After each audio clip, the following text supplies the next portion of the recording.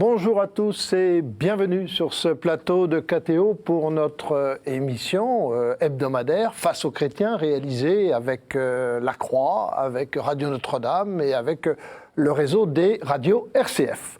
Alors nous recevons aujourd'hui dans ce Face aux chrétiens spécial municipal, après avoir reçu le maire de Marseille la semaine dernière, nous devions recevoir Patrick Mennucci, mais nous avons son représentant, son porte-parole, Patrick Mennucci, ayant été au dernier moment retenu à Marseille. Et nous accueillons Jean Viard. Jean Viard qui est vice-président de la communauté urbaine de Marseille, qui est conseiller municipal, et donc le porte-parole de Patrick Mennucci dans cette campagne électorale. Jean Viard, bonjour. Bonjour. Alors nous allons beaucoup parler de Marseille, vous allez nous dire comment les socialistes vont tenter de reprendre cette ville qu'ils ont perdue en 1989, ça fait déjà un bail. Et alors pour ça, vous serez interrogé par trois journalistes, Corinne Laurent de Bonjour. La Croix, Alain Baron de Radio Notre-Dame et Véronique de la Maisonneuve de RCF. Bonjour. Alors, vous avez écrit un livre, ce livre, qui est sur Marseille, qui est la suite d'un précédent livre sur Marseille, ville impossible. Pourquoi ville impossible? Qu'est-ce que vous voulez dire comme ville impossible? Mais si vous voulez, alors l'image de ville impossible, ça vient, si vous voulez, du fait que Marseille, c'est une ville, souvent je fais la comparaison, je ne voudrais pas qu'elle soit désagréable, c'est un peu comme si vous voyez avec une femme bossue, vous voyez, vous pouvez être très amoureux, mais vous avez un peu du mal à la montrer aux copains. Et au fond, Marseille, c'est une ville tellement paradoxale, tellement, on a des images, les gens qui nous écoutent, ils pensent que c'est extrêmement dangereux, etc., ce qui n'est pas entièrement faux non plus, mais enfin, bon, c'est tout relatif. Et on comprend mal cette ville parce qu'elle est compliquée, c'est une ville où il y a des populations extrêmement différentes, il y a énormément de pauvreté, il y a le plus grand port français, il y a des choses très contradictoires. Si vous voulez, c'est la ville de France où il y a le plus, par exemple, d'impôts sur la fortune et le plus de non-imposés. Donc c'est une ville très, très contradictoire. Donc c'est difficile de la raconter. Et puis en France, notre rôle, c'est d'être la ville voyou. Vous savez, les villes ont chacune des personnages. Bordeaux, c'est une ville bourgeoise. Il n'y a pas que des bourgeois, mais c'est ça qu'on a dans la tête. Lyon, alors là, c'est vraiment des entrepreneurs. Hein. Il y a une vraie... Et nous, on est un peu la ville cagole, la ville voyou. Donc ça nous pèse, ça nous écrase, parce qu'on n'est pas que ça, évidemment. Mais vous dites dans votre livre « Ville impossible » et maintenant vous ajoutez le réveil. En quoi il y a eu un réveil de cette ville? Mais si vous voulez, cette ville... alors bon, avec M. Gaudin, alors? Sur la période, mais bien entendu, mais attendez, sur la période, qu'est-ce qui se passe dans cette ville? Il se passe que dans cette ville, il y a à la fois plus de richesses, on a réussi Marseille 2013, Euromed se construit, l'ANRU a fait des travaux, il y a les zones franches, et en même temps, il manque 50 à 80 000 emplois structurels. Donc si vous voulez, cette ville, elle a reculé après la décolonisation. Il faut bien comprendre, on a pris, j'allais dire en 62, 100 ou 150 000 pieds noirs, toutes les activités industrielles liées à la colonisation, les bateaux, tout ça, se sont effondrés. Donc d'un côté, il y a un effondrement de l'activité locale, portuaire, industrielle, et de l'autre côté, une arrivée d'une population en profond désarroi humain, économique, etc., dont les parties les plus aisées étaient sur la Côte d'Azur, à Toulon ou à Montpellier. Donc nous, on a récupéré, on a repris, on a intégré dans la ville. Donc il y a eu un grand moment de cette pauvreté, et puis ça remonte depuis une quinzaine d'années, depuis Robert Vigouroux, qui a été un peu l'époque du tournant. Alors on va parler de la campagne électorale, et la première question vous est posée par Corinne Laurent de La Croix. Oui, que craignez-vous le plus lors du vote à Marseille? La démobilisation de l'électorat de gauche, la concurrence de Pape Diouf, l'ancien président de l'Olympique de Marseille, ou la capacité de nuisance de Jean-Noël Guérini, qui est le patron du Conseil général des Bouches-du-Rhône en délicatesse avec le PS. Non, mais, si vous voulez, bon, le premier danger partout, comme en France, c'est le Front National. Non pas au sens du risque de gagner la ville, mais je pense que par rapport aux valeurs qui nous rassemblent, etc., c'est le plus difficile. Il y a déjà eu une fois, le Front National avait déjà eu 22% dans cette ville. Donc au fond, il risque de se retrouver, c'est pas nouveau. Je veux dire, on fait toujours comme si le Front National venait d'arriver.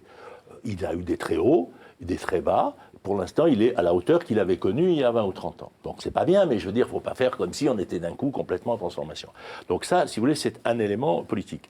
Après, nous, les listes de Patrick Mennucci, si vous voulez, Pape Diouf, moi j'aime beaucoup Pape Diouf, je veux dire en plus, mais comme homme, si vous voulez. Mais ce qu'il fait là, c'est une opération symbolique. on peut le comprendre, mais c'est une opération essentiellement symbolique. Au fond, c'est pas grave, parce qu'il va, y compris, faire voter quelques abstentionnistes, prendre un peu des voix à droite et à gauche, mais au deuxième tour, soit il se réintégrera, soit il n'y sera pas. Non, moi je crois que si vous voulez, et c'est pas que des listes socialistes, je tiens à le dire, Patrick a avec lui, des écologistes, pas mal de gens de la société civile, Laurence Vichnievsky, enfin il y a un certain nombre de gens, et puis il y a évidemment, disons le MoDem avec des guillemets, puisqu'on ne sait jamais très bien où est le MoDem. D'accord. Une question d'Alain Baron de Radio Notre-Dame. Oui, en 2008, vous étiez proche, si je ne m'abuse, de M. Guérini, et il y a eu, comme on sait, des primaires pour désigner le candidat actuel à l'élection. Est-ce que ces primaires ont donné une dynamique ou est-ce que ça va laisser des traces? Parce que c'était quand même assez violent. Mais si vous voulez, bon, en 2008, j'étais sur la liste de Jean-Noël Guérini. On était tous d'ailleurs sur la liste de Jean-Noël Guérini. C'est lui qui dirigeait. Vous savez, quand on fait de la politique à Marseille, on travaille avec tous les gens successifs. Moi, en fait, je n'avais pas vocation à faire de la politique. Bon, simplement, en 2008, il se trouve que moi, j'ai écrit un livre sur les Bouches-du-Rhône. J'aime beaucoup écrire à côté des livres sur les Bouches-du-Rhône, Avignon. Là, j'en sors un sur Toulon le mois prochain, etc. Donc, le président du Conseil général m'a consulté en 2008 en me disant est-ce que j'ai une chance de gagner la ville? Je lui ai dit, écoutez, monsieur le président, il ne me semble pas, parce que vous êtes appuyé sur les vieilles communautés marseillaises, les Italiens, les Arméniens, etc. Mais pour ce qui concerne les gens du Nord, c'est quand même la plus grande communauté à Marseille. C'est les gens qui viennent du Nord. Puis c'est une région où arrivent 80 000 Français tous les ans, des autres régions. Bon, donc il y a une grande vague Nord-Sud, si vous voulez. Et puis la communauté maghrébine, il n'était pas non plus particulièrement implanté. Donc je lui ai fait cette analyse politique, dans normalement, vous ne devriez pas gagner la ville. Et il m'a dit comment il faut faire. Monsieur le Président, si vous voulez gagner la ville, moi je ne connaissais pas Jean-Noël Guérini, je l'avais vu qu'une fois avant les élections. Et donc si vous voulez, effectivement, je lui ai dit il faudrait associer les trois peuples de Marseille, les vieux peuples, le peuple du Maghreb et le peuple du Nord. Et donc de fil en aiguille, il m'a demandé d'être deuxième de liste. Je lui ai dit non, attendez, de liste. Je lui ai dit non. Alors je me suis dit qu'est-ce que je pourrais faire, c'est amusant quand même. Et donc je lui ai dit si vous mettez une femme issue de l'immigration en deuxième, je veux bien être troisième de liste. Et je veux bien porter le projet de transformation du centre-ville, notamment du Vieux-Port, qui me semblait absolument urgent pour l'attractivité de la ville. Le jeu s'est fait comme ça, c'est comme ça que Samia Ghali est devenue sénatrice. Mais là, si vous voulez, c'était donc une époque. Aujourd'hui, c'est différent. Il y a la primaire. Moi, j'étais opposé aux primaires. Mais si vous voulez, ces primaires ont créé une dynamique. Il y a eu 30 000 votants. Ça, c'est tout à fait exact. Et puis, la difficulté, c'est qu'après, pour rassembler les morceaux, ça a été beaucoup de travail. On est en train de sortir de cette période. Les listes seront déposées demain. Donc, si vous voulez, on est dans une autre période. Mais le défaut des primaires, c'est que rassembler les morceaux des primaires, c'est pas simple. C'est fait, avançons. Corinne Laurent-Lacroix. Oui, est-ce que le Parti socialiste a donné suffisamment de signaux de renouvellement dans la constitution de ces listes? On voit la magistrate Laurence Vichnievsky qui a rejoint, qui est écologiste, élue écologiste, qui rejoint les listes de M. Menucci. Je pense, si vous voulez, que l'arrivée de Laurence Vichnievsky, c'est un signe fort, parce que c'est quand même une magistrate, dans cette ville où on sait très bien que la question du clientélisme, la question des appels, l'image qu'on a. Elle incarne la justice main propre. Ben oui, elle incarne la justice de ce point de vue-là, si vous voulez, c'est mieux que toutes les garanties. Le fait que Patrick Menucci ait en gros annoncé que ça serait sa première adjointe très probablement, il faut donc, elle sera dans une position importante.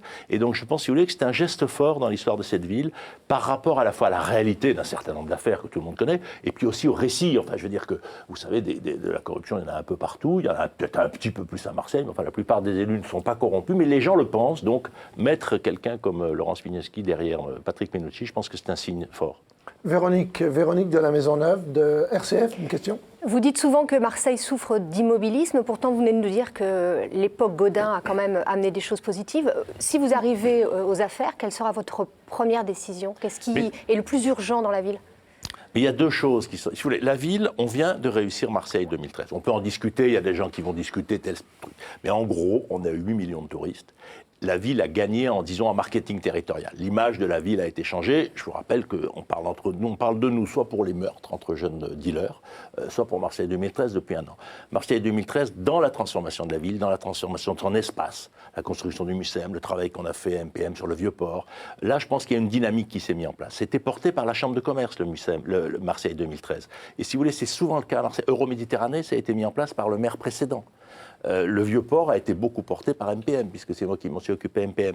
Donc, si vous voulez, il y a besoin... Tout ça donc, fait que tout n'est pas négatif, il y a ces choses-là. Donc, il y a des enjeux. Et puis, il y a la métropole à construire. Les lois sont passées. On va enfin construire cette grande métropole du Sur-Français qu'on avait refusé, que de faire avait refusé en 66, on ne va pas revenir sur le pourquoi. Donc, il y a tous ces éléments à mettre ensemble. Mais dans la ville, il faut, si vous voulez, d'une part, c'est une ville qui est en partie coupée en deux. entre le nord et le reste de la ville. Le nord est beaucoup plus pauvre, il y a 250 000 habitants, il y a 92 000 jeunes, il y a beaucoup de décrochage scolaire. On a fait des politiques sur l'ANRU, donc l'ANRU a restauré 13 grands ensembles, je crois. Mais on n'a plus tissé cette ville. Ce qui avait été commencé avant, il y avait eu un grand maire des quartiers nord qui s'appelait Pierre Rastoin. Tout ce travail, si vous voulez, les quartiers nord, ça a été des endroits où on a construit sans penser la ville. On a construit à toute vitesse, après la guerre d'Algérie ou avant, pour loger les pieds noirs, pour loger les pauvres. Et donc c'est quelque part de la non-structure. Alors il y a des noyaux villageois, puis après il y a des grands ensembles non structurés, il y a des grands ensembles complètement fermés, certains qu'on voit dans les médias tragiquement souvent, qui sont devenus des hubs de la drogue. Donc là, il y a un vrai enjeu de réintégrer ça dans l'ensemble du tissu urbain. Puis la deuxième question, si vous voulez, et là Patrick Minucci insiste souvent, mais il a raison, le maire de cette ville doit être vraiment le grand porteur du développement économique. Cette ville n'est plus en effondrement, elle gagne quelques milliers d'emplois par an, donc on ne peut pas dire qu'on est en train de s'effondrer par rapport à la période de la guerre d'Algérie, c'est pas vrai, sur 50 ans, non, mais si vous voulez, cette ville a besoin d'une... Si vous savez, Jean-Claude Gaudin, c'est un homme qui a des qualités humaines incontestables, mais au fond, il est d'une époque où les grands maires ne s'occupaient ni d'économie ni de sécurité. Et c'est une autre époque historique. Et maintenant, les grands maires, on voit Collomb, on voit d'ailleurs le maire de Bordeaux, pareil. Ce sont des gens, les grands entrepreneurs, et la sécurité, c'est quand même deux piliers de leur pouvoir, et c'est essentiel. Dites-moi, Jean-Pierre, on reviendra sur le programme tout à l'heure, mais pour prolonger la question de Véronique de la Maisonneuve, qu'est-ce qui peut faire changer les opinions des Marseillais qui votaient à droite? Qu'est-ce qui peut vous faire gagner? Vous êtes sociologue, vous avez quand même étudié la sociologie de cette ville. Qu'est-ce qui peut faire voter à gauche cette fois-ci? Mais c'est si on arrive à leur dire qu'on va savoir changer l'ambiance dans la ville. Vous savez, il y a des tas de gens dans les quartiers sud. Le fait que les jeunes des quartiers nord aillent mieux, en gros, ils ne les voient jamais. Mais pour eux, c'est important d'un point de vue, ne fût-ce qu'en termes de valeur. L'école de la deuxième chance, par exemple, qui avait été portée notamment par Jean-Louis Refers, mais donc effectivement, il y a un besoin, je dirais, dans les milieux, pour qui ça ne va pas trop mal, que les populations les plus en difficulté aient de l'espérance. Ça se partage, l'espérance, dans une ville. Et si vous voulez, je pense que de ce point de vue-là, il n'y a pas eu assez ce partage depuis un certain temps. Et les Marseillais, en plus, ils en ont assez qu'on parle toujours de leur ville de manière négative. Donc c'est pour ça que Marseille 2013 nous a fait plaisir, parce que c'est vrai que dans les médias nationaux, bon, on appelle ça, bon, en plus que maintenant pour le foot on est moins bon, parce que le PSG évidemment écrase toutes les troupes, mais pour nous c'est très important, on était à égalité, et maintenant on est battu chaque fois parce qu'on est moins riche. Donc on a besoin d'avancer, de faire rêver, et d'avoir des choses très concrètes. Il faut accentuer le mouvement vers la mer, il faut accentuer le rapport à la nature, et puis il faut vraiment, vous voyez, nous on dit il faut faire un campus de la deuxième chance pour les jeunes des quartiers nord, il faut réfléchir à des politiques, il y a des urgences. C'est la ville la plus embouteillée de France, c'est la ville la plus polluée. Vous perdez en moyenne 50 ou 60 heures par an dans les bouchons. Il y a des villes où c'est 25 heures, donc c'est des temps énormes. On peut faire des choses à court terme. Prenons tout simplement, on peut autoriser par exemple les voitures où il y a 4 personnes à prendre les allées de bus, vous voyez des choses simples. On pourra, bien sûr, après on peut dire on va construire des métros, etc. Il faut le faire. Enfin, ça ne va pas changer la vie en septembre prochain. Vous voyez, on dit par exemple, pourquoi est-ce que le ferry qui est rentré dans le quai, il y a 500 chambres, pourquoi on n'en fait pas des chambres d'étudiants tout de suite? Il y a 500 chambres confortables, ils sont sur le quai. Donc, il faut amener de l'urgence, il faut amener un peu du rêve dans le rapport à la mer, et puis il faut amener de la solidarité. Une question de Corinne Laurent. Oui, nous parlions de l'électorat de droite. Est-ce qu'il existe un vote musulman à Marseille? On sait la déception des gens qui ont voté pour François Hollande. Vous savez, en France aujourd'hui, j'allais dire le peuple immigré vote plutôt à gauche. Il vote plutôt à gauche, peut-être parce qu'il a peur d'un certain nombre de valeurs que portent certaines forces de droite. Je ne dis pas qu'il est idéologiquement toujours, mais il vote plutôt à gauche. Les grands quartiers populaires, Samia Ghali en est la très bonne incarnation, mais elle n'est pas la seule, parce que dans nos listes, il y a énormément, il n'y a pas une diversité à Marseille, il y en a beaucoup. Il y a des mondes comoriens différents, il y a des gens qui viennent d'Algérie. D'ailleurs, c'est bien pour ça qu'il n'y a pas de grande mosquée entre les gens qui viennent d'Algérie et les gens qui viennent du Maroc. Enfin, il n'y a pas une... voilà.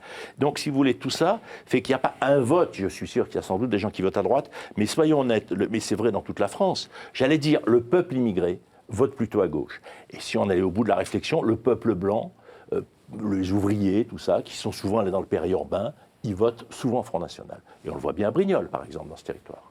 Une question d'Alain Baron de Radio Notre-Dame. Oui, vous faites finalement un bilan assez mesuré du précédent maire, enfin de M. Gaudin, du maire sortant. Finalement, est-ce que ce n'est pas le combat de trop sur lequel vous pouvez escompter gagner? Est-ce que ce n'est pas un phénomène d'usure, tout simplement? Je fais un bilan mesuré, si vous voulez, de la période. Beaucoup des choses qui ont été faites, en fait, il les a plutôt accompagnées que portées. Si on disait qu'est-ce qu'a amené le maire précédent, moi je dis souvent, il a amené le palais de la glisse. Mais c'était pas forcément la chose la plus justite au bord de mer. Il aurait mieux fait d'abord de faire réparer les piscines. Vous savez, c'est une ville où la majorité des enfants n'apprennent pas à nager parce que les piscines ne sont pas en état. C'est ça, une ville où c'est des choses simples comme ça qu'il faut dire aussi. C'est quand même pas normal. Alors tout le monde va dire c'est au bord de mer. Ben non, parce que les professeurs ont essayé d'apprendre aux enfants à nager dans la mer. Arriver avec 25 bambins dans la mer, on peut pas apprendre à nager dans la mer. Ça bouge, c'est pas, etc. C'est des choses simples. Cette ville, elle doit d'abord faire ces choses simples-là, si vous voulez. Bon, donc ça, c'est la première question. Après, si vous voulez, effectivement, il y a une autre époque politique. Moi, je n'attaque pas le maire personnellement, je n'attaque pas le maire sur l'âge, je dis simplement, je vais vous dire, je pense que nulle part, on ne devrait avoir le droit de faire plus de 3 mandats. Notre République là-dessus n'est pas intelligente, parce que quand vous avez été 18 ans aux affaires, vous avez créé des obligations, des habitudes, vous avez des amis, mais je le dis très honnêtement, sans aucun sous-entendu. Mais on a besoin d'air, on a besoin de renouvellement, on a besoin d'autres forces, d'autres personnalités. Donc je pense que l'alternance, c'est indispensable dans la conduite des affaires des grandes villes. Regardez Paris, regardez comment ça se passe. Et je pense qu'il faut le dire ça très tranquillement pour Marseille. On a un immense besoin d'alternance, d'arriver dans le pouvoir de la ville de gens qui viennent de tous les horizons, pas seulement les gens du sud de la ville, pas seulement certaines communautés. Il faut vraiment que c'est une ville fantastique, si vous voulez, Marseille. C'est la grande ville française du métissage. Vous savez, on est une ville où il y a très peu d'étrangers à Marseille. On fabrique des Français. Nous, notre boulot, c'est fabriquer des Français. C'est-à-dire qu'il y a des gens de toutes les couleurs, de toutes les religions, mais ils sont français souvent de 2 ou 3 générations. L'autre jour, on a regardé ça à Sciences Po. Prenez une carte de France avec les gens qui ne sont pas nés en France. Ils sont en Seine-Saint-Denis, ils sont dans le Nord, ils sont dans l'Est, mais finalement très peu à Marseille. On n'arrive plus par Marseille. Marseille est une ville où on fait des bébés. C'est la ville de France, il y a le plus d'enfants par femme. Donc il faut comprendre cette dynamique de cette ville, ne pas se raconter des histoires. Le temps de la colonie, le temps où on circulait en bateau, les gens aujourd'hui circulent en voiture, ils arrivent par l'Espagne, ils arrivent par l'Italie, ils arrivent en avion. Donc là, il faut se représenter. Donc Marseille étant une grande fabrique à Français populaires, pauvres, qui a besoin d'un souffle et d'un rêve. Une question de Véronique de la Maisonneuve de RCF. Bien entendu, les élections municipales sont des élections locales, mais on le sait aussi que le pouvoir socialiste en ce moment n'est pas très bien vu, ne rencontre pas une adhésion très importante des Français. Est-ce que ça vous freine? Est-ce que vous y pensez? Comment faire au niveau local? Notre ennemi politique, c'est le Front National, mais notre adversaire à court terme, c'est plutôt l'abstention, soyons complètement honnêtes. L'abstention de la jeunesse, qui est complètement éloignée de la politique, il n'y a pas que là. Et la partie de la jeunesse, souvent, qui est la plus proche de la politique, elle est plutôt au Front National. Donc c'est ennuyeux, parce que bon... Et donc là, il y a un vrai problème, il y a cette abstention-là. Et puis il y a l'abstention, j'allais dire, de tous les gens qui trouvent que les politiques, machin, etc., bon, on le voit, et qui en plus sont pas contents du gouvernement François Hollande, et il ne va pas redresser le chômage d'ici les élections dans 3 semaines. Qu'est-ce que vous leur dites à ces gens-là? Mais je leur dis, si vous voulez, plusieurs choses. D'abord, moi, je ne suis pas entièrement négatif sur la politique de François Hollande, même si ce n'est pas de ça qu'on a parlé dans une municipale. Je pense que ce qui est en train de se mettre, le pacte avec les entreprises, etc., c'est enfin un pas qui, pour moi, va dans la bonne direction. Donc, vous me posez la question, je vous réponds, mais ce n'est pas de ça dont il faut leur parler.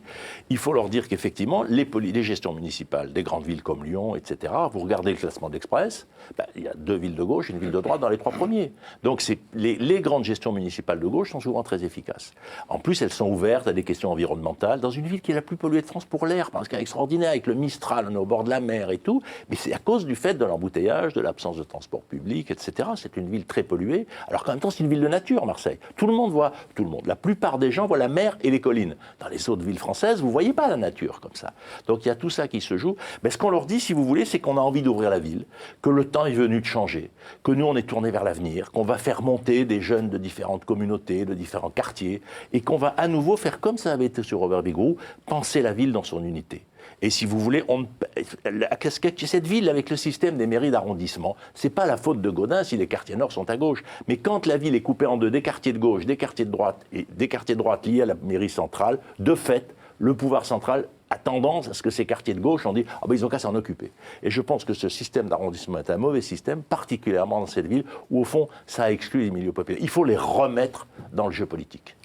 Eh bien, merci Jean Viard. Et nous marquons notre première pause dans ce Face aux chrétiens spécial Marseille, spécial élection municipale à Marseille, avec un sociologue qui nous parle avec passion de sa ville. On apprend plein de choses. On vous retrouve dans un court instant.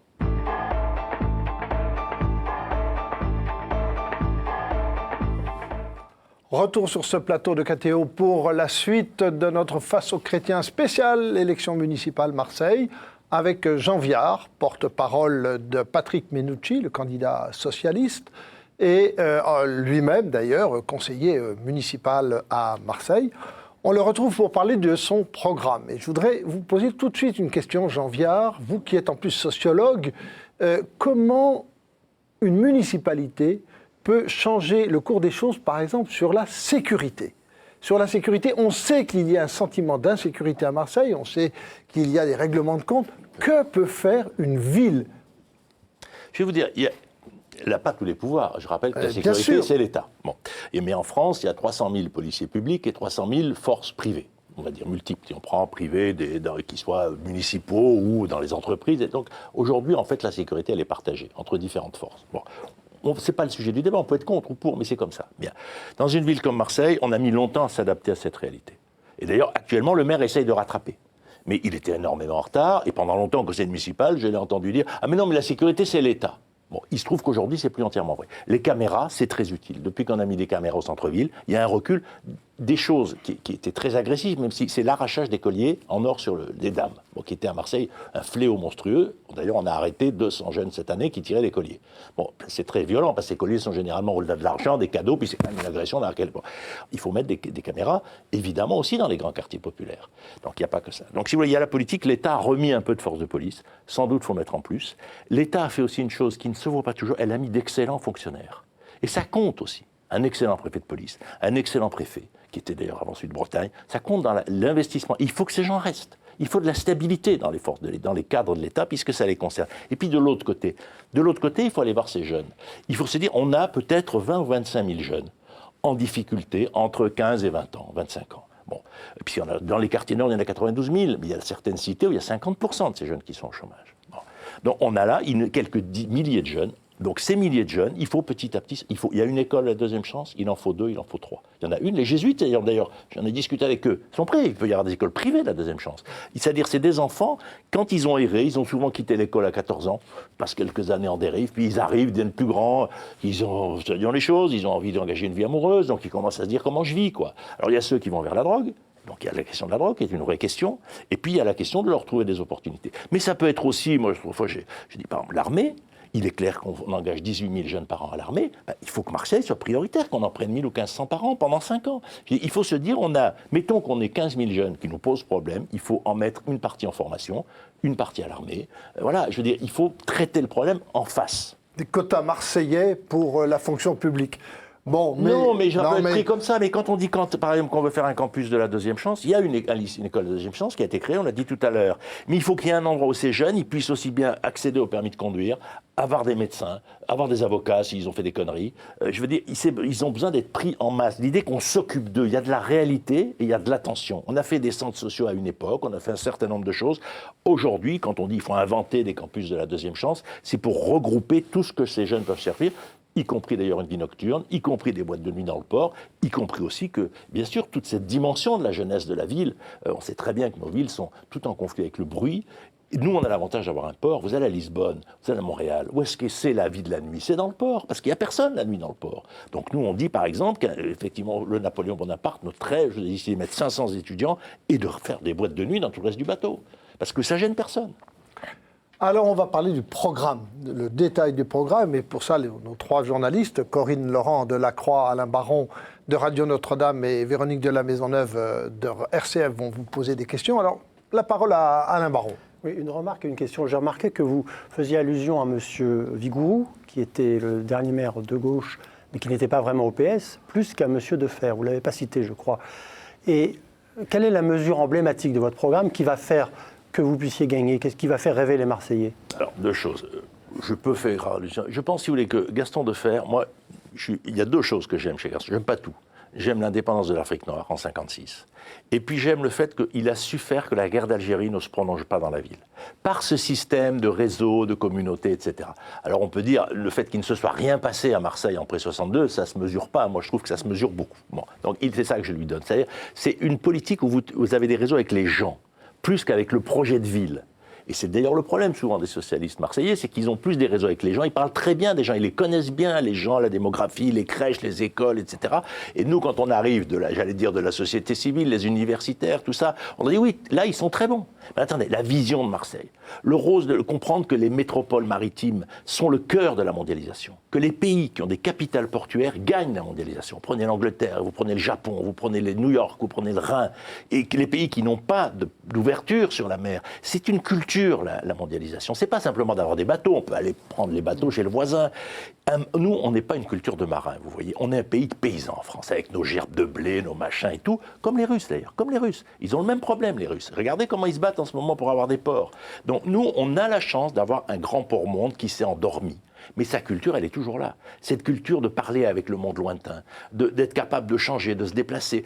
Les ports, c'est instable, c'est discontinu, c'est aléatoire. C'est cette culture qu'on veut intégrer dans la mondialisation avec la métropole. Ça, c'est une des idées fortes du programme. Et je pense que tout le monde, Jean-Claude Godin a défendu la métropole. Oui, moi, je fais de la politique comme un intellectuel là-dessus, mais il l'a défendu sur le thème.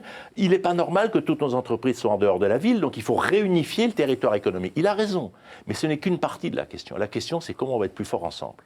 Et Jean-Viard, Alain Baron vous demandait une mesure emblématique. On sait bien que dans une campagne électorale, il y a une mesure qui fait rêver, une mesure qu'on retient et qu'on médiatise. C'est laquelle? C'est ce qu'il vous demandait un peu. Il y a un certain nombre de mesures d'égalité. Quand vous dites qu'il faut 20% de HLM par arrondissement, et pas 20% sur la ville, on a construit tous les HLM dans le même quartier dans cette ville. C'est Defer qui avait commencé, on va pas. Mais on n'a fait que continuer. Bon, alors qu'il serait temps de ne plus en faire là, sauf pour l'entretien.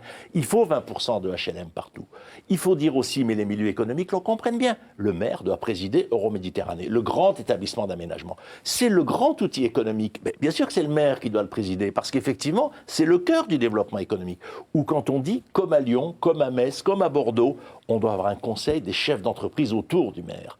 Les 30-40 qui sont les grands entrepreneurs privés. Il y a des très grandes entreprises à Marseille, y compris dans la high-tech, y compris dans des réseaux de ce style. Il y a aussi des grandes entreprises de l'immobilier comme Constructa, etc.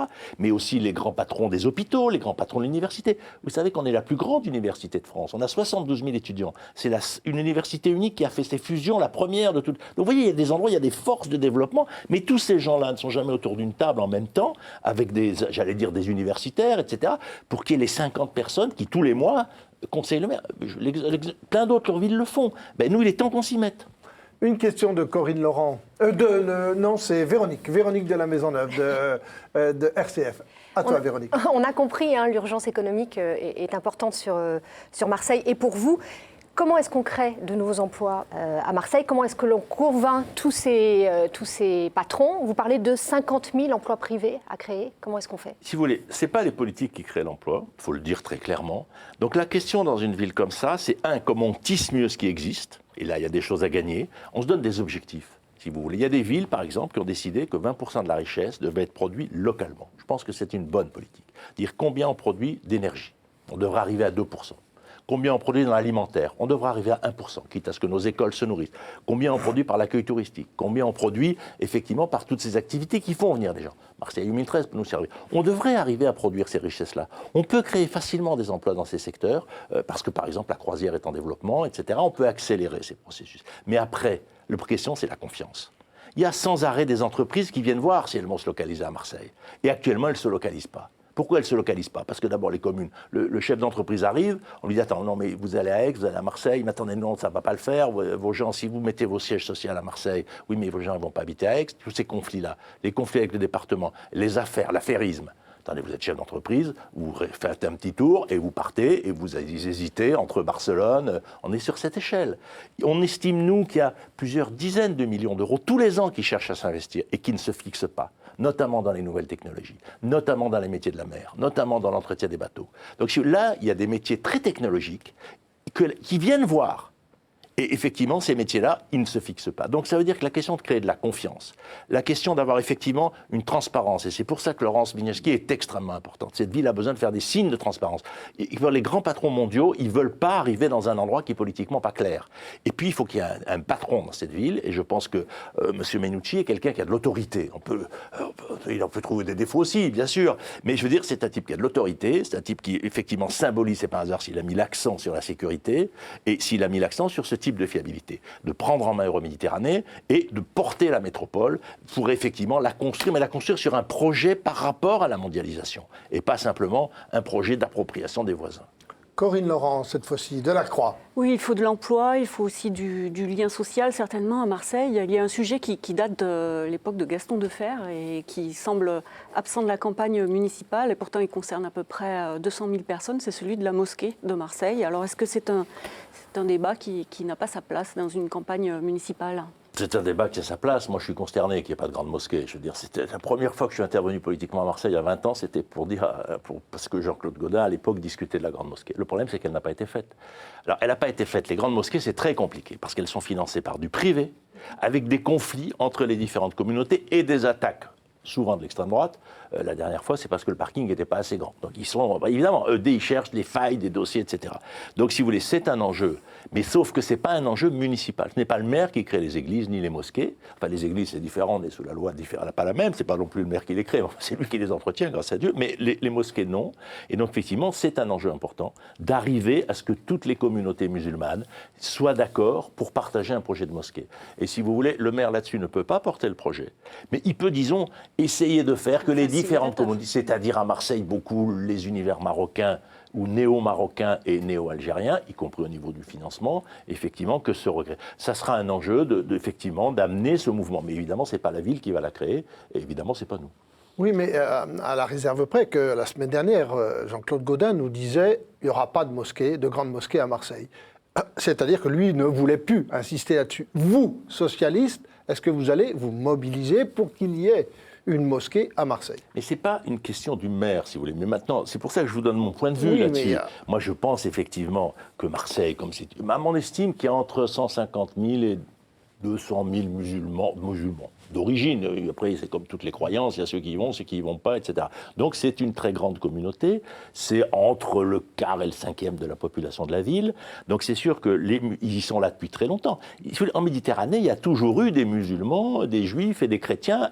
Ce qui est nouveau en Méditerranée, c'est que Marseille est la dernière ville où il y a toutes ces communautés. Parce qu'au fond, les Juifs sont partis du Maroc, les chrétiens, regardez ce qui se passe en ce moment en Syrie, enfin bon, etc. Regardez ce qui s'est passé en Égypte, en Turquie, en Algérie. Donc toutes les villes sont devenues monocolores au XXe siècle. Au fond, le nationalisme a chassé les minorités, alors qu'avant, toutes les villes étaient métisses en termes de croyances. Marseille est la dernière ville métisse en termes de croyances. Il faut protéger, c'est une richesse extraordinaire. Vous savez, c'est pour ça qu'on a eu Marseille 2013. Parce que, capitale européenne de la culture, ça a été décidé par des grands-mères du Nord. Et ils se disent, mais c'est quoi cette ville de Marseille, où il y a toutes ces communautés? Et au fond, est-ce que ce n'est pas une ville qui est en train d'inventer la ville européenne de demain? Alain Baron, de Radio Notre-Dame. Alors, on a parlé de Marseille 2013. Il pourrait y avoir un autre grand projet qui pourrait faire rêver vos électeurs, c'est les JO. Pourquoi pas les JO? Oui, pourquoi pas. Mais si vous voulez, là, on a d'abord eu Marseille 2013. La première question, c'est comment on continue ça. Comment, quand on a eu cette chance, quand en plus ça a très bien marché, vous savez, le soir de l'inauguration, quand même le dire, il y a eu 400 000 personnes sur le Vieux-Port, de tous les quartiers. On ne va pas discuter de la qualité culturelle de l'inauguration, ce n'était pas l'enjeu. L'enjeu, c'était la foule. Il y avait tout le monde, il y avait les jeunes à casquette, il y avait les vieilles dames avec leurs sacs à main. Il y a eu la police a eu un délit, une plainte. Donc c'est pour dire que quand on est ensemble pour aller quelque part, dans cette ville où normalement, ce n'était pas possible, ça a très bien marché. Donc la première chose, c'est comment on continue ça. Comment on le continue d'abord vis-à-vis des milieux culturels, parce qu'il y a des tas d'initiatives qui ont démarré, des petites pousses qu'il faut arroser, et puis comment on le continue en marketing, pour montrer que Marseille est une grande ville de l'événement culturel. Et si vous voulez, nous, on travaille sur l'idée que Lyon travaille sur la fête des Lumières, Strasbourg travaille sur Noël, Lille travaille sur la braderie. Nous, on aimerait bien travailler sur les équinoxes. On est la ville du passage des saisons. Comment on avait réussi une magnifique manifestation cette année là-dessus? Comment tous les ans, à l'équinoxe, il y a un immense spectacle à Marseille sur le Vieux-Port pour marquer le temps des saisons, parce qu'on est le sud, parce qu'on est le soleil, parce que voilà, parce qu'il se trouve qu'en France, notre rôle, c'est d'être au sud. C'est la géographie qui nous l'a donné. Et puis, on est la mer, quoi. Donc, comment on fait? Vous voyez, c'est des choses comme ça sur lesquelles on est en train de travailler pour créer de l'événement et de la richesse culturelle en même temps. Une question de Véronique de la Maisonneuve, de RCF. Il y a une autre image qui s'attache à Marseille, quand on voit ça, nous, d'ailleurs, en France, c'est que souvent on dit que c'est une ville sale, que souvent il y a les grèves des poubelles, les incivilités. Est-ce que d'abord vous êtes d'accord? Est-ce que c'est une image réelle? Et que faire pour que cela change? Bon, alors, deux choses. Moi, je me suis occupé dans les déchets ces dernières années du développement du tri sélectif, qui n'existait quasiment pas. On a gagné les prix, mais on partait de très bas. Et notamment, c'est moi qui, au concours éco-emballage, pour leurs 20 ans, je crois, a été invité, l'élu qui parlait de ça. Donc, on peut faire des choses dans cette ville, comme partout en réalité. Bon. Après, on a un problème sur la propreté urbaine depuis longtemps. C'était vrai sous la droite, on a essayé, nous, d'y mettre un peu d'ordre. Il y a une vraie question avec la direction des faux, il y a une vraie question avec le fini parti. Je pense, si vous voulez, qu'un des intérêts de Patrick Mennucci, il a déjà dit « j'assumerai la grève ». Oui, il va y avoir un conflit, probablement. Je veux dire qu'à un moment, il faut que cette ville... Alors, soit que les gens travaillent correctement. Il faut que les gens qui fassent leurs 35 heures et pas 32. Nous, par exemple, on est très favorable à la généralisation de la journée de 4 jours dans la ville. Mais la journée de 4 jours qui fait 36 heures. Pourquoi ? Parce que, vu les embouteillages qu'on a, si on arrivait à ce qu'il y ait un maximum de gens qui travaillent 4 jours, on pourrait diminuer les embouteillages. Mais donc, sur ces questions, là, il y aura des difficultés avec l'organisation de FO, enfin, la direction de FO, pas les salariés de FO, la plupart des salariés de FO, ils sont comme tous les salariés. D'ailleurs, la direction nationale de FO a protesté quand FO local a donné le titre de membre d'honneur au maire de la ville. Attendez, en principe, les syndicats et les patrons ne sont pas exactement dans la même écurie. En principe, c'est ça la culture syndicale française. Donc là, on a un décalage. Et effectivement, sur la propreté, il faut bien faire attention. Marseille, c'est grand comme Paris et la Seine-Saint-Denis en surface. Donc forcément, la question de propreté est plus compliquée qu'ailleurs. Donc il ne faut pas non plus mettre tout sur le dos de l'organisation ou tout sur le dos des hommes. C'est une ville très grande et très pauvre. Donc le budget propreté par habitant est un des plus faibles de France, et le mètre carré à balayer, si je peux me permettre, est un des plus forts de France. Mais en plus, on a des problèmes d'organisation interne. Donc disons qu'on ne peut pas réduire la taille, on ne peut pas doubler la population, mais on peut prendre les questions internes, et Patrick Mennucci a bien dit, il l'a encore dit l'autre jour, j'assumerai le conflit s'il doit y avoir conflit. Il faut effectivement... Vous savez, le parti fini, ça existe dans beaucoup de villes de France. La question, c'est comment vous encadrez ça. Comment les cadres qui contrôlent, qui dit que c'est fini ? Qui dit que c'est fini ? C'est pas forcé. Il faut que ça soit quelqu'un qui n'ait pas d'intérêt. Il faut que ça soit un cadre qui vient d'ailleurs, d'un autre quartier, qui, lui, ne fait pas le parti fini, parce que lui est un cadre. Et donc, effectivement, il dit, oui, là, c'est sûr, le jour où les gens sont en vacances, si c'est nettoyé, pas la peine que les gens restent à nettoyer. Mais effectivement, c'est pas là. Donc, il y a tout un problème d'organisation. Mais moi, vous savez, je pense que les gens qui travaillent à Marseille dans les déchets, ils en ont marre qu'on dise que la ville est dégueulasse, parce que c'est leur boulot à eux. C'est comme si vous dites aux enseignants, les enfants ne savent pas lire. À un moment, c'est eux que ça... Bon. Donc je pense qu'il peut y avoir des difficultés, mais je pense que Patrick Mennucci, là, est extrêmement clair. Il a prévenu, il l'a dit à l'avance. S'il gagne, je veux dire, peut-être ça ne va pas le faire gagner d'ailleurs. Il est possible que ça le fasse perdre, parce qu'il est possible qu'il y ait des pressions pour pas qu'il gagne, y compris de certaines personnalités syndicales. Et bien à ce moment-là, disons qu'on a fait un choix clair, c'est de dire effectivement le clientélisme, ça ne sera pas corrupteur, ça sera non, et Laurence Vignanski s'en occupera, et effectivement la propreté de la ville et le parti fini, on le dit à l'avance, on va y mettre de l'ordre. Si vous voulez qu'on vienne, vous savez qu'on va y mettre de l'ordre. Jean Viard, et vous êtes sociologue, vous êtes déjà élu municipal, vous vous occupez des ordures ménagères, entre autres, du port et tout ça. Quel va être votre rôle dans la prochaine municipalité ? Qu'est-ce que vous avez envie de faire ? Mais d'abord, je vais vous dire, je veux finir mon vieux port. Je veux que le centre de cette ville soit, si vous voulez, nous on a commencé à piétoniser le vieux port, c'est d'ailleurs pour ça qu'on a pu faire Marseille 2000. Vous savez, on m'a dit, vous ne pourrez pas le faire. Defer ne l'a pas fait. Defer n'avait pas enlevé les barrières autour du port. Il y avait 8 files de voitures entre les bars et l'eau. Bon, il en reste au maximum 4, et encore avec beaucoup moins de voitures, puisqu'il y en a 2 qui sont réservées au bus, au vélo, etc.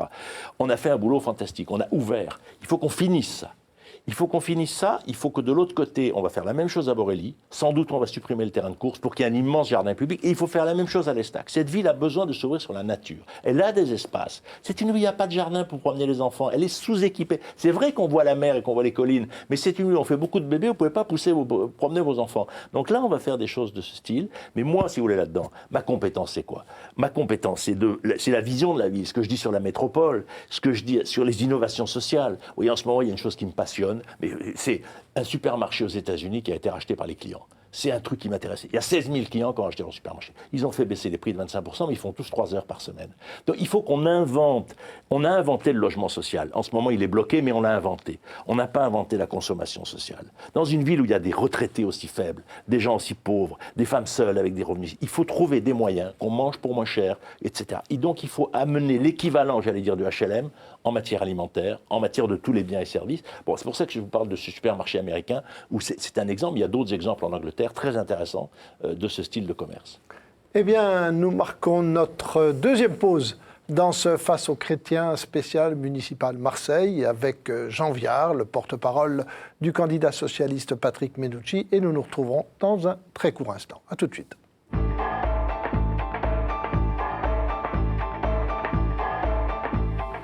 Nous nous retrouvons sur ce plateau de KTO pour le Face aux chrétiens spécial municipal Marseille avec Jean Viard, le porte-parole du candidat socialiste, Patrick Menucci. Nous allons parler de Marseille et Jean Viard sera interrogé par Corinne Laurent de la Croix, Alain Baron de Radio Notre-Dame et Véronique de la Maisonneuve de RCF. Mais j'ai envie de vous poser une question. On va parler, si vous voulez bien, de démocratie locale. Et on aimerait bien savoir, on aime poser la question à tous les candidats ici, comment un maire peut connaître les volontés d'une ville, des habitants d'une ville aussi importante que Marseille. Comment ça se passe pour connaître ce que les gens veulent en dehors des sondages à qui on fait dire parfois n'importe quoi? Alors, il y a deux choses. D'une part, à Marseille, il y a une vieille structure, c'est les CIQ. On vous a d'ailleurs parlé, Jean-Claude Gaudin, la dernière fois, puisque l'ancienne présidente des CIQ, Monique Cordier, est allée sur ces listes. Dites-nous, le CIQ, c'est quoi? Comité d'intérêt de quartier. C'est une structure qui a un siècle de quartier. Mais bon, c'est une partie de la ville. Si je schématisais, c'est beaucoup les maisons avec jardin, voyez, bon, c'est ce type de population plutôt. Mais c'est très important, c'est une structure très, très importante dans la ville. Après, il faut dire une chose, moi je pense que les élus, en fait, ils voient beaucoup deux populations. Ils voient beaucoup les gens les plus en difficulté. Parce que les gens les plus en difficulté, ils ont besoin d'aller vers leur mairie d'arrondissement. Et puis, ils voient beaucoup les grands patrons, parce qu'eux, ils ont besoin de négocier, voilà. La grande difficulté dans une ville, c'est voir ceux qui sont ni d'un côté ni de l'autre. La famille normale, avec sa scénique, qui part en week-end, avec deux gosses, bon voilà. En gros, celle-là, on ne la voit pas, en fait. Et donc, c'est ça qui est très compliqué. On la voit quand ça casse. S'il y a un problème dans une crèche, s'il y a un problème alimentaire, comme à Marseille, il y a des asticots dans la nourriture, là, vous voyez arriver les gens. C'est la moindre des choses. Mais c'est une logique de protestation. Et en plus, c'est compliqué parce que Internet, ça renforce la logique de protestation. Donc la question, c'est comment on met en place, par exemple, sur Internet, comment on a des webmasters, comment on considère le monde numérique, le monde collaboratif. Il faut le structurer. C'est vers ça qu'on va. Moi, vous savez, il y a une des choses qui me fascine, c'est Blablacar. Excusez de parler de ça, mais il y a 5 millions de Français qui sont adhérents à Blablacar. L'année dernière, dites-nous, c'est quoi Blablacar, c'est un système pour vous dites demain je suis à Paris, je voudrais aller à Anvers à midi et quart, et tous les gens qui demain à midi et quart ont parti en voiture vous envoient un mail et on paye avec sa carte bancaire le prix de l'essence, on partage. Et du coup, on a les enregistrements de ceux qui partent, et donc il n'y a jamais eu pour l'instant, grâce à Dieu, d'incident, alors que les autostoppeuses, on sait très bien qu'il y avait un gros problème. Donc c'est une logique de sécurité, d'économie et de partage. La SNCF vient de racheter tellement c'est un gros concurrent. C'est des centaines de TGV par an. Bon. Donc la société collaborative est en train de se structurer. Dans une ville comme ça, il faut avancer vers ça. Il y a des villes où, par exemple, on donne les mails de tous les parents dès qu'un enfant rentre dans une classe.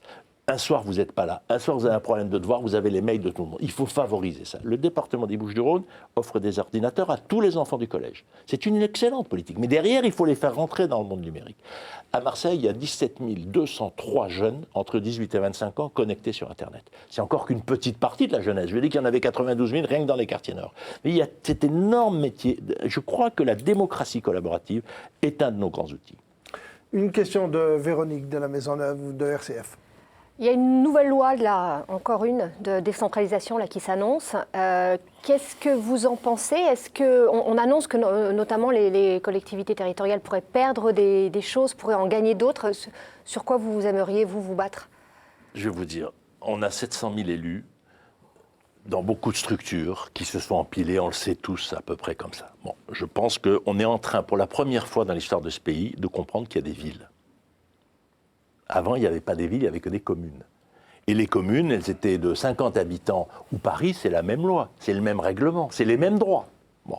Et donc, effectivement, là-dessus, on va faire des métropoles. Et les métropoles, on a commencé à les faire. C'est une structure, et j'espère qu'on va fusionner avec le département des Bouches-du-Rhône, comme on l'a fait à Lyon. On va, dans ces endroits-là, enlever les départements, avoir une structure extrêmement forte, qui va être chargée notamment du développement économique, notamment du foncier. Parce qu'il y a des enjeux centraux dans nos villes, c'est le foncier, y compris pour le logement, mais pareil pour les entreprises.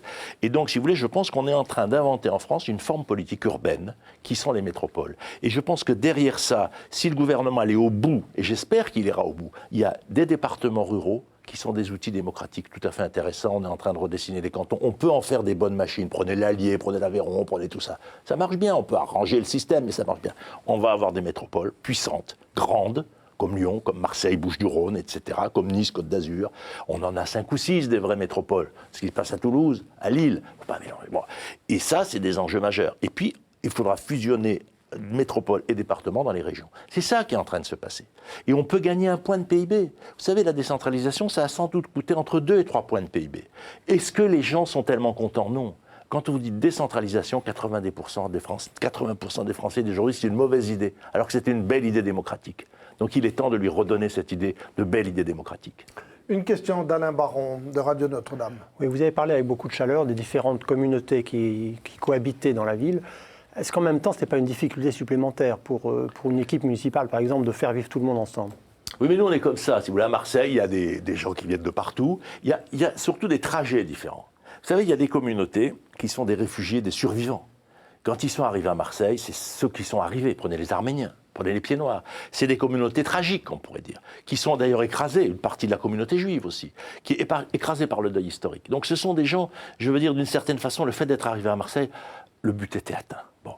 Vous avez des communautés de pauvres. Il y a eu les Italiens, en ce moment, il y a les Maghrébins, qui sont des gens qui en veulent. Ils arrivent, ils sont partis de chez eux. Quand on regarde les gens qui viennent d'Afrique, on estime que presque la moitié se perd en route. Se perd en route, ça veut dire meurt dans le Sahara, meurt en Méditerranée. Bon, c'est épouvantable. Mais ceux qui arrivent, ils ont une vélocité terrible. Et en ce moment, en France, les communautés qui arrivent, de plus en plus, il y a une évolution. La migration aujourd'hui, ce sont des gens qui ont fait des études. C'est plus du tout les migrants des années 50. C'est plus du tout des gens qui viennent du bled sans diplôme. Ça a complètement changé. Donc là, il y a des bouleversements. Mais ça ne nous concerne pas tellement. On n'est plus une grande ville d'arrivée de communautés.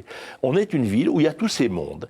Et un des charmes de Marseille, c'est cette diversité. Vous savez, c'est très paradoxal, Marseille, parce qu'à la fois, il y a 20% des gens qui vont voter Front National, mais ils vont tous partager le couscous. On est dans cette ville du paradoxe. Et la question du politique, c'est comment on rassemble ces gens. On sait qu'ils sont différents. Ils n'ont pas la même religion. Ils n'ont pas le même trajet. Ils n'ont pas la même histoire. Et comment on fait que tout ça crée de la richesse, du plaisir de vivre ensemble. C'est ça le rôle, au fond, du maire. C'est d'être l'assembleur de ces diversités. On est une ville de diversité, on le sera toujours. Corinne Laurent Delacroix. Oui, vous êtes un fervent partisan de la métropole. Quel rôle elle peut jouer pour réconcilier le nord et le sud de Marseille et sortir les gens de l'exclusion parce qu'ils sont vous savez, exclus. Les quartiers les plus défavorisés de Marseille, ce qu'on appelle les quartiers nord, on ne va pas faire de la géographie, c'était des beaux quartiers avant. C'était là où il y avait les bastides des bourgeois. Donc on n'est pas comme dans certains territoires de délaissement de certaines villes où il n'y avait rien. Les cœurs villageois des grands ensembles, la Morlette, tout ça, c'était des bastides. Et au moment de la décolonisation, quand M. Gaudin était dans la municipalité d'ailleurs, qu'est-ce qu'on a fait? On a urbanisé, c'est-à-dire la municipalité de faire, on a urbanisé par le bastide. On n'a pas fait un truc, on a acheté une bastide avec 25 hectares, on construisait 5000 logements. Et puis ils repartaient par la petite ruelle habituelle de la bastide, pour la bastide ça allait. On n'a pas construit une ville. Bon, c'est une des raisons de ce monde enclavé, refermé, etc. Et ça avait commencé sous Vigouroux de casser ses murs, de refaire des transports, de faire des chemins pour aller à l'école, etc. De construire du lien. Bon, il se trouve que la métropole va mettre ses 200 000 habitants au centre de la métropole. Et il faut dire aux gens qui ne veulent pas de la métropole, parce qu'ils ne veulent pas dans la métropole, c'est les pauvres, c'est les immigrés, c'est les gens de couleur, c'est ces gens des quartiers nord. Parce que les quartiers sud, la Criée, l'OM, tout ça, ils prennent, l'hôpital, tout ça, ils prennent. Donc il faut dire, oui, il y a là un quartier en difficulté. Il y a des gens qui travaillent, il n'y a pas 200 000 chômeurs, etc. Mais on va les prendre en poids avec la métropole, parce que, de toute façon, si vous ne voulez pas qu'ils se développent, vous empêcherez pas que s'ils sont pauvres, ils vont nuire à la vie de tout le monde, dans Marseille, dans Aix, dans Aubagne, dans Martigues. Dites-moi, Jean-Pierre, il y a à Marseille une association originale qui s'appelle Marseille Espérance, interreligieuse, qui permet aux différentes religions, surtout quand il y a des tensions, de se consulter, de parler et d'avoir, y compris, un rôle médiatique. On sait que Gaudin y tient beaucoup, et ça a fonctionné grâce à lui. Vous allez continuer, vous allez aider, vous allez soutenir Marseille Espérance? Alors, il n'y a aucun doute là-dessus. Marseille Espérance a été mis en place par Robert Vigouroux. L'idée de Marseille Espérance, c'est d'avoir un endroit où, quand il y a une tension, que ça soit à l'extérieur, par exemple entre Israël et la Palestine, ou que ça soit à l'intérieur, quand il y a eu certains meurtres à cette époque, il se trouve que l'un pouvait être catholique et l'autre juif ou pas, etc., de mettre tous ces gens ensemble, y compris les francs-maçons, y compris des forces qui ne sont pas religieuses. Ce n'était pas un carrefour des religions, c'était un carrefour des croyances, qui est déjà un peu différent. Bon, ça a été créé, c'est une institution à Marseille. Il ne faut pas que ça soit une institution lourde, ce n'est pas une structure. Il faut que ça soit un lieu où des gens qui ont des regards différents savent se dire quand il y a une urgence, savent parler ensemble quand il y a une urgence. Dans une ville comme ça, et dans un monde méditerranéen en plein terrible, quand on voit ce qui se passe en Syrie, quand on voit ce qui se passe en Irak, quand on voit ce qui se passe en mer Noire, dans les 20 ans qui viennent, là, il va y avoir des affrontements entre des communautés, des religions, etc. Marseille, ça résonne chez nous. Et puis dans la ville, évidemment, les pauvres, soyons honnêtes, quand je vous dis, dans certains quartiers, à la Castellane, il y a 50% de chômeurs chez les jeunes. Vous voulez que je vous dise la couleur de leur peau et la question de leur croyance? Donc là aussi, il y a ces clivages-là. Et la gauche laïque de Marseille laissera vivre Marseille-Espérance. Ah mais non, mais il n'y a aucun doute. D'abord, Robert Vigouroux était aussi laïque que nous. Et vous savez, à Marseille, Patrick Menucci fait partie de ces Italiens, de ces familles italiennes qui ont été élevées, j'allais dire, dans la bonne croyance, on peut dire comme ça, même s'ils s'en sont parfois un peu éloignés. Ce pas des gens qui sont anticléricaux, c'est des gens qui ont été élevés dans cette croyance, et puis certains s'en sont éloignés, d'autres non. Donc bien sûr, la gauche laïque à Marseille, et vous savez, Marseille, la gauche laïque est très ouverte aux différentes croyances, parce cette ville est dans cette diversité. Sinon, on ne peut pas être le maire de cette ville. Et Patrick Menucci, ce qu'il veut, c'est être le maire de toute la ville. Merci beaucoup Jean Viard de ces précisions. Merci aussi de la qualité de l'entretien qu'on a eu ensemble et de vos réponses. Et c'est la fin de ce Face aux chrétiens spécial municipal Marseille. La semaine dernière, nous avions Jean-Claude Gaudin, cette fois-ci le représentant de la gauche socialiste de la liste de Patrick Menucci. Merci à vous. Et si vous avez pris ce Face aux chrétiens en cours, vous pouvez, vous le savez, retrouver l'intégralité de l'émission sur les sites de La Croix, de KTO, de Radio Notre-Dame et de RCF. Et bien évidemment, à la semaine prochaine.